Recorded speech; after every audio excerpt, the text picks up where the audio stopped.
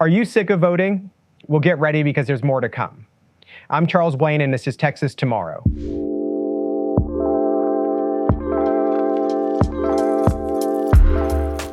We have a lot of elections in Texas, and I mean a lot. For some of us, we just voted in November municipal elections, and then December runoffs, and then, of course, there was the March primary election, and then now we're in the middle of May runoffs for that election. But on top of that, this year, we get to vote for Appraisal District Board of Directors. So you might not have heard of appraisal districts before, or you might have, and you just don't know what they do. But either way, that's fine. So every county in Texas has an appraisal district, and it's a government entity created by the state, and it has the task of appraising all property within a county. So residential property, commercial property, business property. And the appraisal districts determine the value of the property, and then your cities, counties, school districts, and other local entities use that to set your tax rate.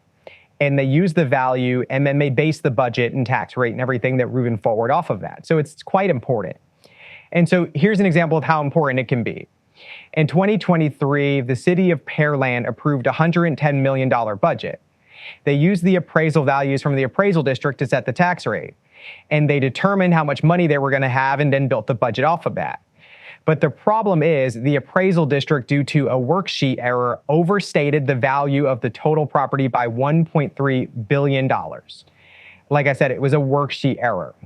So Pearland thought their values were $1.3 billion higher than they actually were. So when it was corrected, they had already passed the budgeting plan accordingly, but everything had to be adjusted from there. From how many officers they could hire, to how many road miles could be repaired, trash surveys, and all the other things that you expect to have as a daily service as a citizen. So it really is important. It'll impact your day-to-day life.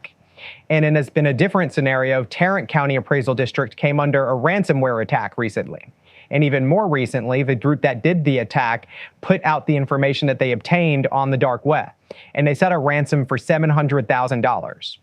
And while some of the information obtained by appraisal districts is already public, some of it is not. They often collect Social Security numbers and driver's license numbers and tax ID numbers.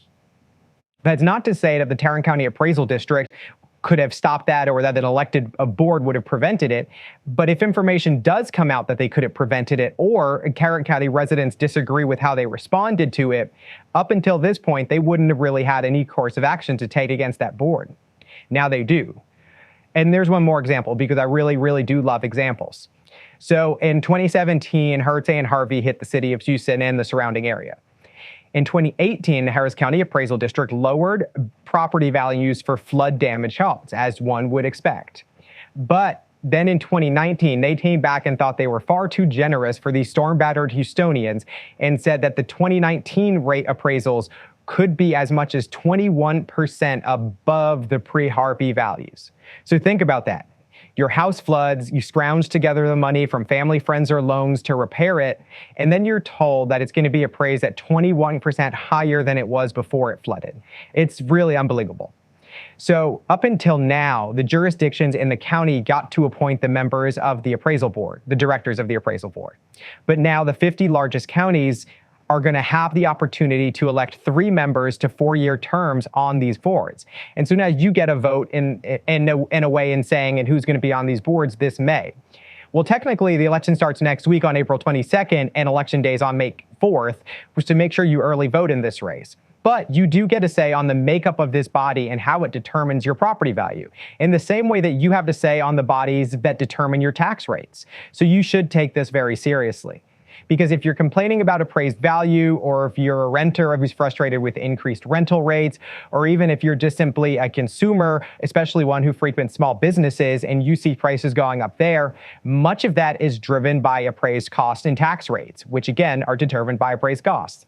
So you might be tired of voting, but this isn't the election to skip out on. I mean, you really shouldn't skip out on any, but this one is particularly important. So thanks for tuning in this week, and please like and share it with your friends. Let us know if we missed something, or if there's something going on in your neighborhood that we should be covering.